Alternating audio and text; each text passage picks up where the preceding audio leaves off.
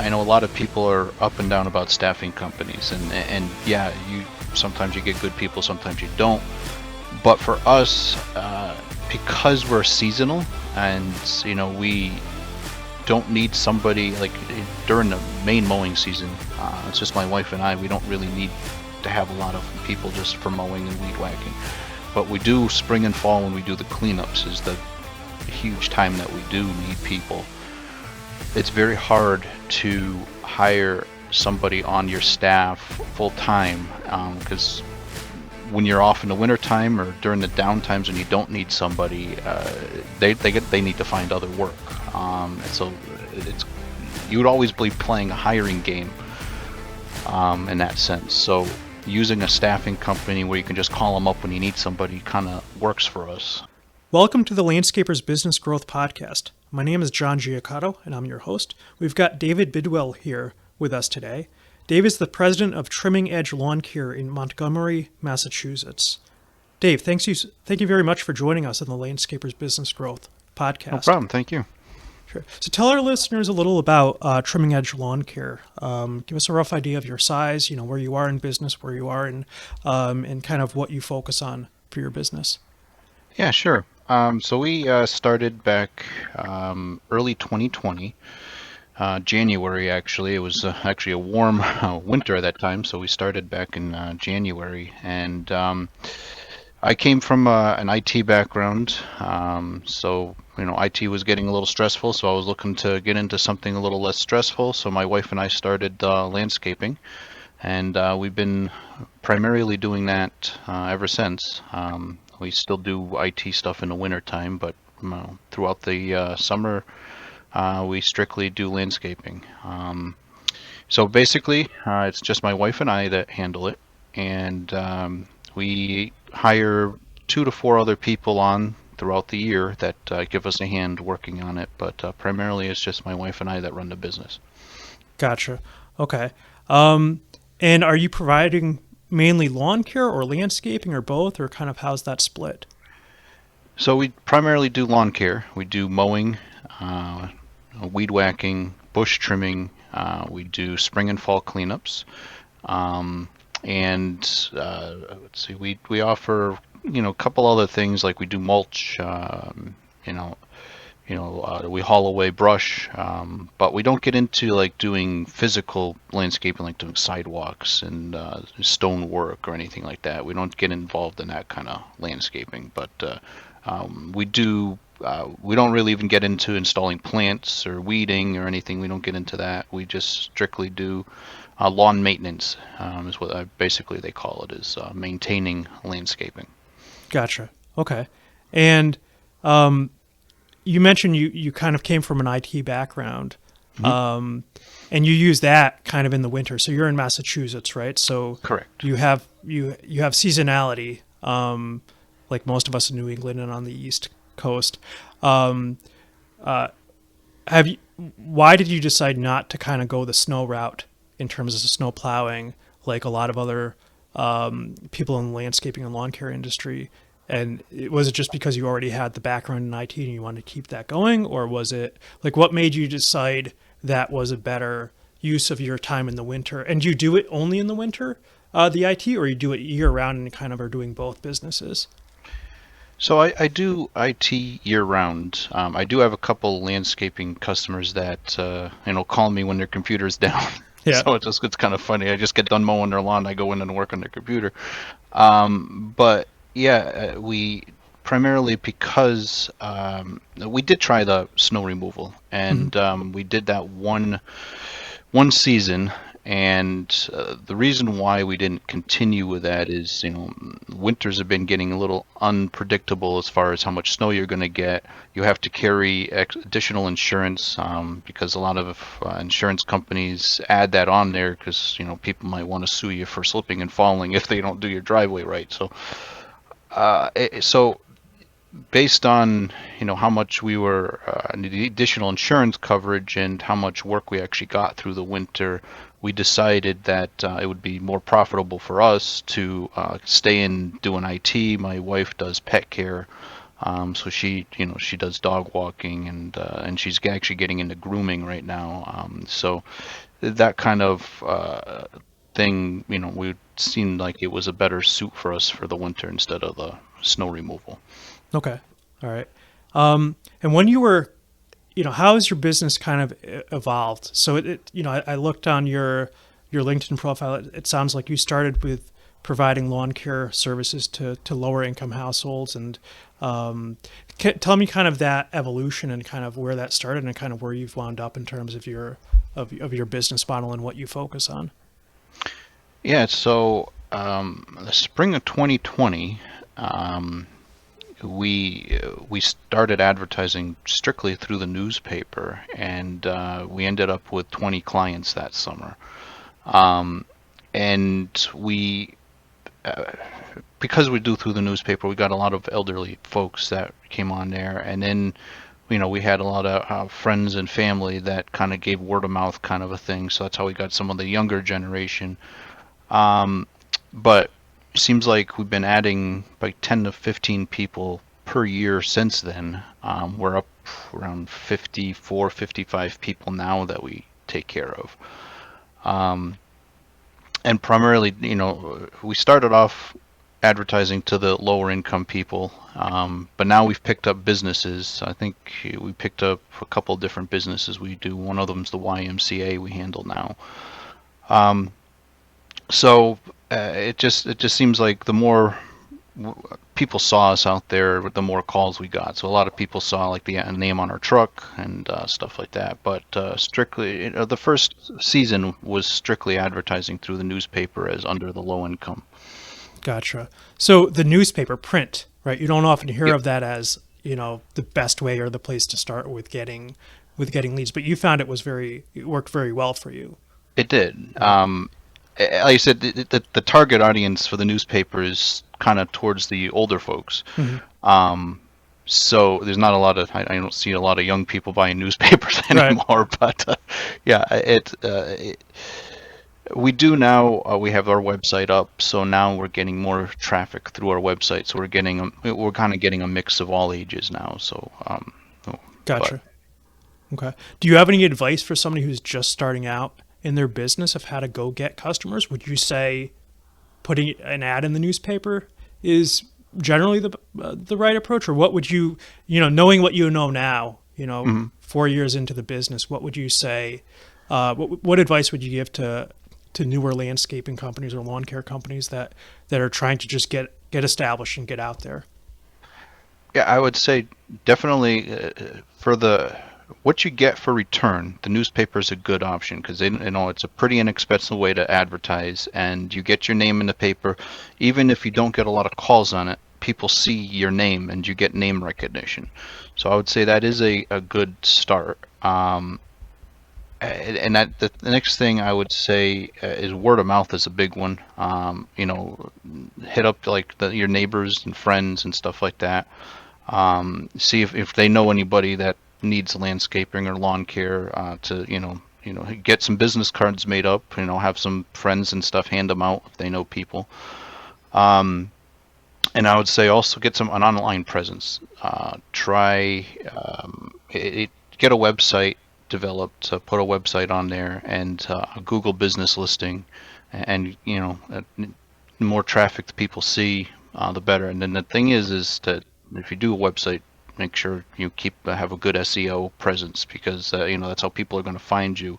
And Google likes a good SEO presence online for them to actually advertise you. Right. Right. Um, how are you split in terms of commercial and residential? You mentioned you had the YMCA as a client. hmm Um, how does that split look like for you? We mainly have residential, Okay. but we do have a handful of business. We have a couple. Uh, uh, what is it? We have a couple. I would say CVCA, but that's kind of. Um, we have the YMCA. We have a few businesses, and I can't even think. Oh, Okay. condo associations. Gotcha. Okay. Have you done anything? How have those projects? How have you landed those clients? Have they just been word of mouth, or have they been? Well, primarily word of mouth. Okay. We started out um, prior to us moving. I was the president of a condo association, so I got to know the people there. And then when we moved, and a new president took over, she's a manager of multiple other condo associations that actually started using us. So that's kind of how I got into the condos. The other businesses were actually saw our name on our vehicle, and just called us from that, and we started, and that's actually even how we got the Y. Basically, just seeing our trucks out there. Gotcha. Okay. Did you what do you use for your truck? Are they wrapped or are they just a Yeah, sign on them or what did you do for that? it's a wrap. Okay. So yeah, we had that done through a local sign shop, How and long did you wait in your business before you said, we want to get that brand exposure on our trucks? Like, was that first year or did you wait? we did that. Yeah, we did that the first year because prior to that, I had the vehicle was wrapped for our radio station, so we Okay. had the name from the radio station on there. So when I changed it over, I brought it down to the local sign shop and had them change it. So that Gotcha. was done the first year. Do you think that's important to do? Like, where would you put getting your brand out there on your truck in terms of priorities? Would you say would you where would you recommend somebody who's kind of newer to the landscaping or lawn care business? I'd say it's pretty important. Um, and the reason I say that is because I see a lot of local lawn care people that have a truck out there that they're out there doing lawns, but they don't have any recognition on it. So, if somebody goes by and says, "Man, they're doing a good job. That property looks really nice." There's no way for them to write down a phone number or know who you are if you don't have anything recognizable on your vehicle.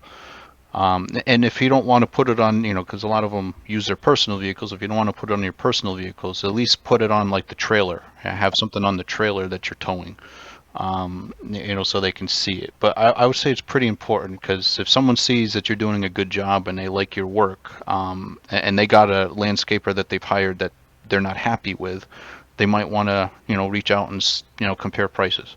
Right. Okay.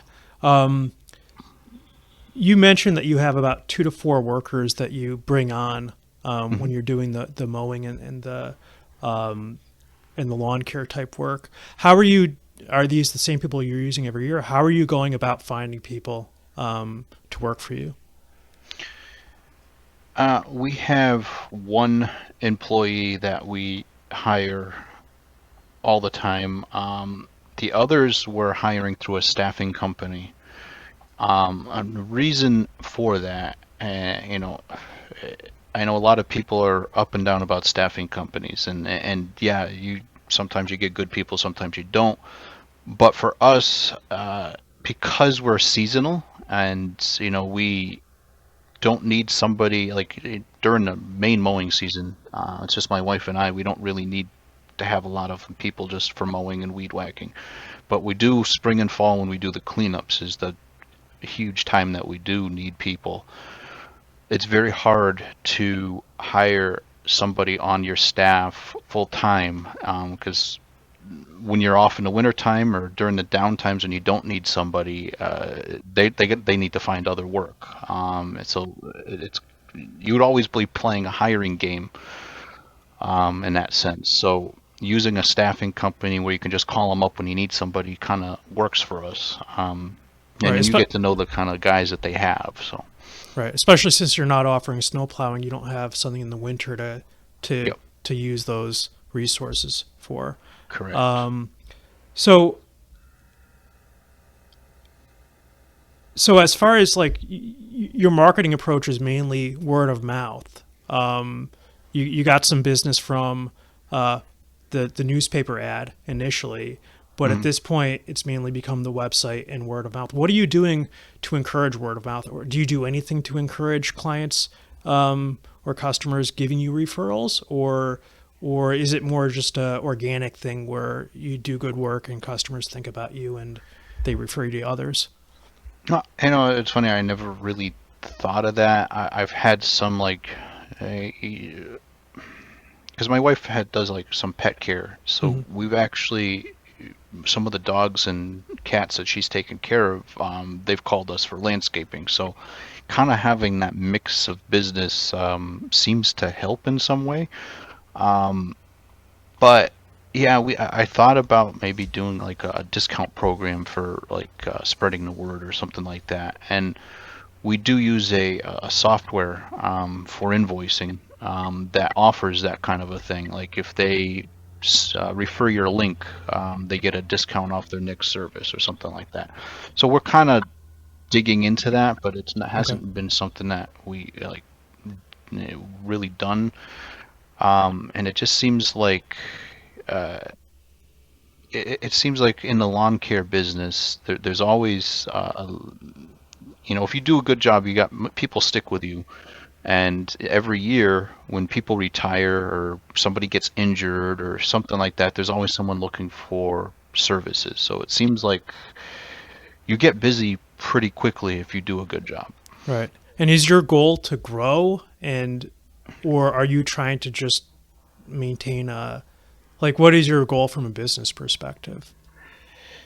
Um, I don't want to grow too big. I don't want to be like, cover multiple states. If we could get to the point, maybe have one or two trucks on the road, that would Hmm. be good. But it seems like like some of these large landscaping companies, a lot of the people have been joining us because they're unhappy with the people they hire that do the job. So if you kind of lose that personal touch with the customer, it kind of, I think, hurts you. So being small and being able to have that personal touch with your customers, I think, is very beneficial. Um, and it seems like nowadays it's very hard to find good workers that Hmm. will do a good job. So I kind of always want to have a hand in it. So the people that we hire, I'm on the property with them that when they're working, so I can see what kind of job they're doing. And if it's something that needs to be fixed, we're there to make sure it gets done instead of leaving the customer having to call you back saying, "Oh, look, they did this." Um, so, and that's one of the things when you get too large, you kind of lose that touch with the customers, and then the customer says, are going to have to call you back and have somebody else go out there if somebody didn't, you know, do that good job. But that that's kind of how maybe if I get a couple people on, but if I do that, I would want to have somebody that you can a good employee that you can really trust, not just hire somebody and put them out there. Right. Right. It's very hard to maintain quality when you're doing the work yourself, and when it's you and your wife Right. um, doing the work. Do you do anything in terms of um, what do you use any software in your business that you think has been really beneficial, like a CRM? Or I noticed on your website it looks like you're using Jobber. Yep. Tell me a little about what your software stack looks like for running your business. So yeah, I'd use Jobber. Um, I know I did actually program because I was in IT. I programmed a software for another landscaper that's our friends of ours. They're out of Southwick, so I did do a software program for them for their business. But I found Jobber seems to be very easy to use. They do all the maintain, they update the software, so it was easier for me to use them instead of doing all the maintenance to the software program myself. So and the nice thing about it is the people can put requests in through your website. Um, and it keeps track of the minute somebody's interested all the way to you completing the job and following up with the customer after you complete the job. So I do like that, and I think having that close contact with the customers kind of helps get those referrals. Right, right. Do you do anything to try to get reviews? Anything where you try to, like with Google, get more reviews, or like what are you doing from an online perspective to drive business? I know most of your stuff you said is word of mouth, but you are starting to get some on Mhm. the on the the website side. Are you doing anything specifically that you found really works that you think other landscapers and lawn care companies, might benefit from doing them themselves? So this past summer, I did have a marketing person working on our website, doing running ads for Hmm. us. And the reason for that is I did have a few hundred reviews since we started on my Google business profile. And then recently, last year, somebody hacked into it and took control of it. Hmm. So now we're kind of starting from scratch. So the reason for I had somebody doing marketing to try to get the expand that Google business profile again, and now I'm also using Jobber to try to recalculate those reviews again from my clients. But yeah, if you get to the point of where you want to expand, having somebody do the marketing for you for online presence is a good option. It's not a cheap option. It's very expensive, but it does expand your brand a bit. Right. So you lost a couple hundred Google reviews. That must have been Yes. horrible. You weren't able to get those back by calling Google or I worked with Google for a year trying to get yeah. them back. And so this is like to people that are out there with that have a Google profile. One of the things is to make sure you're checking your emails from Google, because that's how I ended up losing that profile, is because I didn't use my Google email address, and that's what I used to log in with it. And because somebody put in a request to take ownership of the profile and I didn't respond to Google about it, they granted them the profile, and that's how I lost it. And once that happened, they wouldn't work with me to get it back. Hmm. So now I signed up my new profile with my business email address that I check every day. Right. So that's kind of the thing that is important, to make sure you check that. So because as the business gets bigger and people recognize your profile, there's going to be people out there that want to take control of it. So that's I guess one of the downfalls of growing. Right.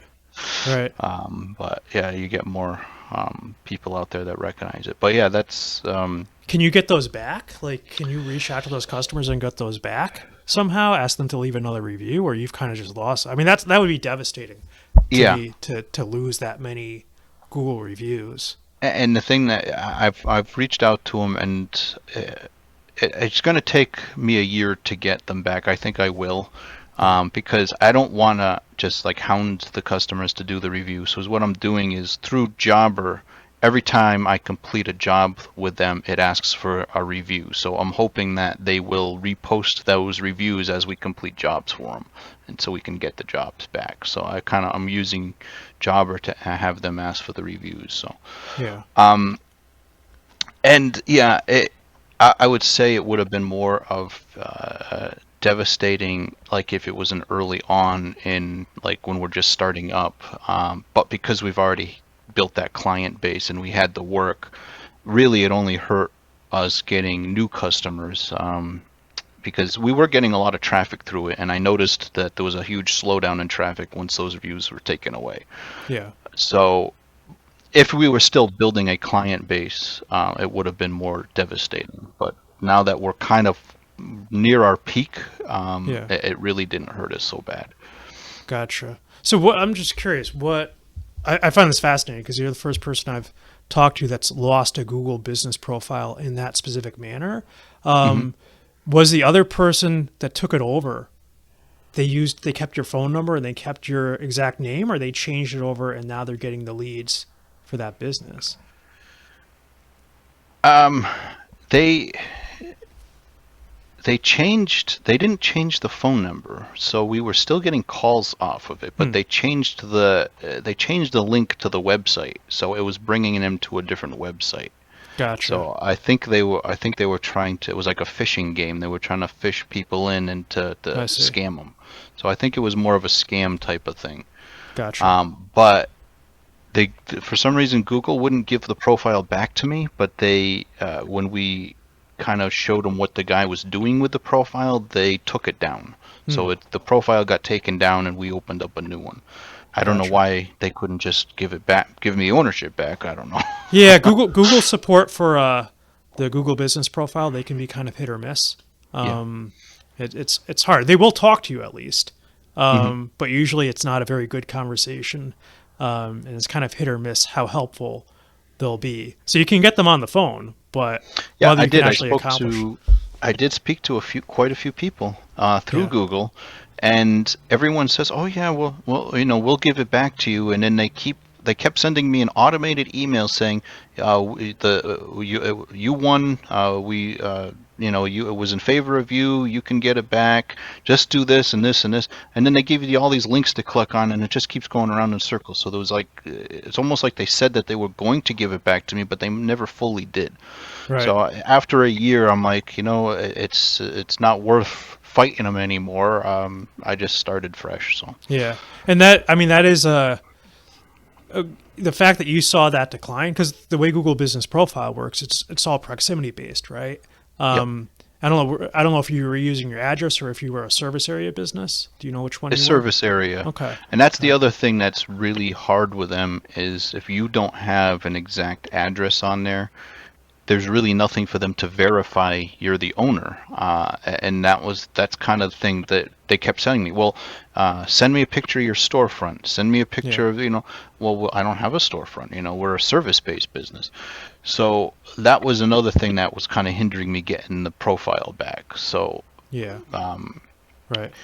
anyway, Yeah. Okay. we Right. started fresh. Right. We got, Right. and I think over the next few years, the more we do, we'll get the reviews back. But Yeah. And I think, when you actually meet with customers, I think they'll leave a review if they get an email, but generally, if you can ask them in person, you mhm, have such a higher probability of getting a review from somebody.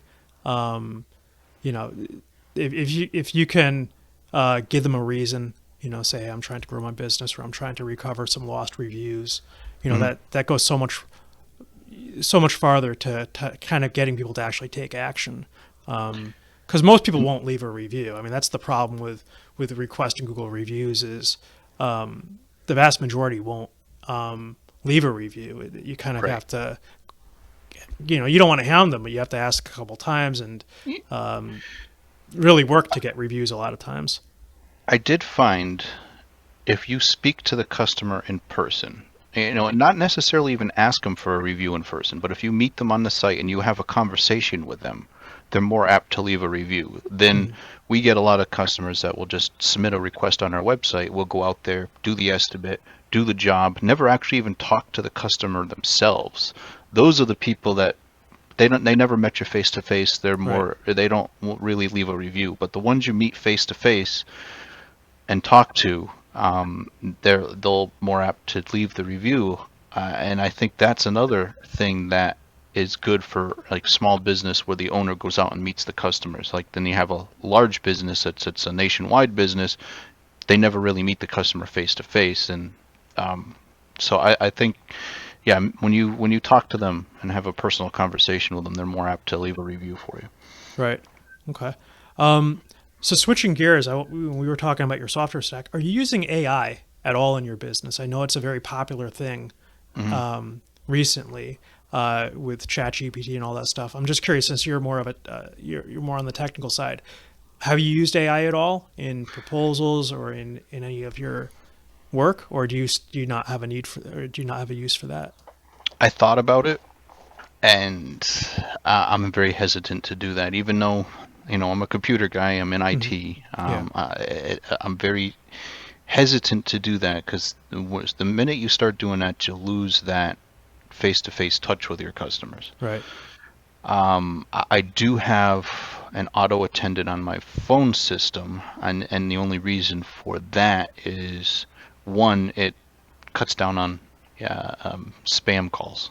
Hmm. Two, I have it either one, you press one, it goes to me, you press two, it goes to my wife. So that's the other reason. Otherwise, that's the only automated thing that we have, other than people going and filling out the form on our website. Because we want Gotcha. to keep that face to face, that personal connection with our customers. So they're able to get in touch with us personally. Of course, when we're out mowing lawns, most of the time they'll have to leave a voicemail, but at least we'll get that and call them back. Okay. So you know, it seems like a common theme is that you view that personal connection with your clients as very, very important, right? Hmm. And you work really hard to kind of maintain that personal connection Yes. with your clients. What does your sales process look like? Is it do you have a sales process, or is it more kind of just you go meet with the customer, give them a quote on their lawn maintenance? Do you have specific packages you're selling, or is it kind of just a custom quote every time you talk to a new prospect? It's more of a custom quote each time. Um, we, the guy that I was working with this summer that was doing our advertising suggested we do packages. Mm-hmm. I never really could figure out how to price point a package because typically way we price things is based on time we spend on the property. And I know a couple other landscapers, they do a yearly service. I don't know, it's like they come up with a monthly price and and they base it based on how much they're going to get off that customer for the year. I I, I try to price each service based on the time it's going to take to do that service, and that seems to work for me. Seems like the easiest thing for me to do is kind of, all right, it's going to take us an hour and a half to trim your bushes, and it's going to take us another 20-25 minutes to mow your lawn. We add that up, how much is going to take for that total amount of time, and that's what we price the job as. That seems to me the easiest way to do it. Um, Whether it's effective, it's a, I don't know based on packages. Maybe some customers would rather have a package, but I never really had that discussion with them. Gotcha. Are there any, looking back on your past 4 years in business, are there any things that you wish you had done differently? Like looking back on it now with the benefit of hindsight, with having more experience in this industry, do you look back and say, hey, this was, if you were giving advice to another landscaping or lawn care company that's just starting out, is there any advice you would give them based on kind of what you've seen as you've, built your business? Yeah, try my biggest thing, don't undercut your prices because that's, yeah, you're trying to get a customer, you're trying to get new customers, but if you go out and you price mowing a lawn for $20, because the customer says, "Oh, that's what my last mowing guy did." Well, can you maintain mowing that week after week for $20 when you've got, because a lot of people when they first start out, they don't think about what the gas prices are. You not only have gas for your lawnmower, but you got the gas and drive time in your vehicle. You got equipment maintenance. You got to maintain your mowers. You got to replace the blades. You got to, there's a lot of maintenance as maintenance on the vehicles. Then you got if you're hiring in a person, you got to also figure out what the cost of their time is that you got to pay for your employee. Um, and for $20 with that overhead, it's not feasible. So that's the one of the things that, if you figure that out early, instead of going through a whole year and saying, man, I made all this money, but it all went back into repairs and employee costs. It's easier, it would be better to figure that out early than to go through a season and then realize it at the end of the season. Right, right. How long did it take you to figure that out? To kind of say, you know, pricing this too low, and then how did you solve that? Did you just all of a sudden say we're going to double, triple our prices, or and what did you find once you did that? Did you find that you were still able to close as many people as before, or were you able to just do a better job of sales to kind of like how did you go and fix that once you had that decision that hey, we're not charging enough?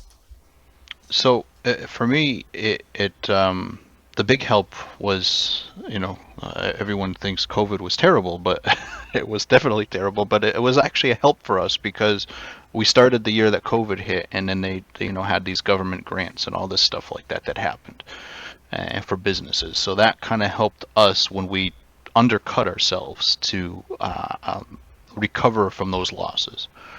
The other thing that helped, I was still working full time doing IT that year, so that was another thing that helped. So it did give us the ability to make the mistakes the first year without hurting us too much. Um, so we figured out, by that first year, okay, somebody tells you, oh, well, my last guy did it for $20 and then he stopped coming. Well, that's probably why he stopped coming. Right. Um, so and then we would basically just tell them, yeah, you can't do it for that price. So you have to set. And what we do is we have a minimum price, regardless of how much time we spend on the property. We have a minimum price just for driving out to the job site. Mm-hmm. Um, and so the first year when we had everybody really low, the next year we kind of had to raise the prices, and we didn't go up more than $5 or $10 per person. Because what we're doing is we brought on the new people at the higher price, and we kept our loyal customers, without going up more than $5 to $10 on them. And we just bring them up each year until we match the price with the new people that we're bringing in. Did you tell them the new pricing and say we're going to be going up every year until we get here, or how did you kind of position that with? And what kind of churn did you see as a result of changing your pricing with those original customers? We actually we still have 4 or 5 of our original customers that are still with us today. So most of them understood, and what I did is I just used the software, and I put out a flyer and I emailed it to them, or I called them on the phone and told them over the phone, this is the price this year. And I basically said, due to the cost of living and gas prices and everything going up, that was kind of our excuse for doing that. And most of them understood. The people that we lost from the original wasn't due to the pricing. It was, they moved. We had a lot of people that moved. And we had a lot of people that either they got their mower fixed and they started doing it themselves. A lot of it's kind of, but people shop around every year too. So Right. you get people that are gonna, oh, we're gonna go to this one and try, it's a new landscaper that comes out that has really low prices. They're gonna give them a shot. Right. So you do have those as well. But we still have 4 or 5 of our original people left. Gotcha. Do you find not offering snow plowing, snow services hurts your business at all in terms of like people want one-stop shopping, or do you not see that as being a barrier? For the most part, I think there's only one customer that we had that had an issue with that. I guess they used another local company that made a contract up saying that if you want snow removal with us, you have to do lawn mowing with us. And that was the only one that really ever had an issue. However, we just got that customer back this year. She went with a different company for snow removal, and she rejoined us for mowing. So I guess, if they really like you, they'll find a way to stay with you. Okay. All right. Do you, Um, Yeah, and the other thing we do, like I said, I know quite a few friends that are in the business, landscaping business, and one of them does offer snow removal. So I'm like, well, I don't offer it, but a friend of mine does, and we kind of help each other out. He'll give me customers, I'll give him customers, so I give him a lot of the people that want snow removal, and so gotcha. a lot of people tell him, well, this is, aren't you guys competitive, and aren't you competing with each other? I'm like, a lot of us are friends, and we help we help you, try to help each other out as much as you can. If I get booked up and I can't do it, I'll refer somebody to one of our friends. Yeah. And how did those relationships, right, those networking relationships, how did they happen? Just organically? Did you have a forethought to say, hey, I'm going to try to develop relationships with other companies that are similar to mine that we could kind of be referral partners for? Or how did that develop? One of them was through our church. We knew this other company, the Roy Boys out of Southwick. We got to be friends with them through the church. And when we were first starting out, they actually started the same year we did. But they they had bigger equipment and stuff like that, so they were able to get that. And they actually helped us out. They worked with us on with our customers when we were establishing our company. So they did help. We worked a bunch of jobs together. The other one, actually, I got to know because he does small engine repairs, so he would work Mhm. on some of our equipment, and we got to know him through that. And then the third one, just actually, we got to know because there was a customer that switched over to them from us because he was offering a lower price. And then he started having issues with that customer, and he pulled up alongside me and just started asking, "Well, did this customer ever do this to you and that to you?" And then we started talking, and Hmm. I got to know each Right. other. So, Gotcha. and that's how we got to know it. You work in the business long enough, you will meet other ones, and it's actually beneficial to know other ones and other people because they may do some services you don't. Like we don't do if it's over 6 feet, we don't try get up on ladders doing really large arborvitae trimming, and some of these other guys do.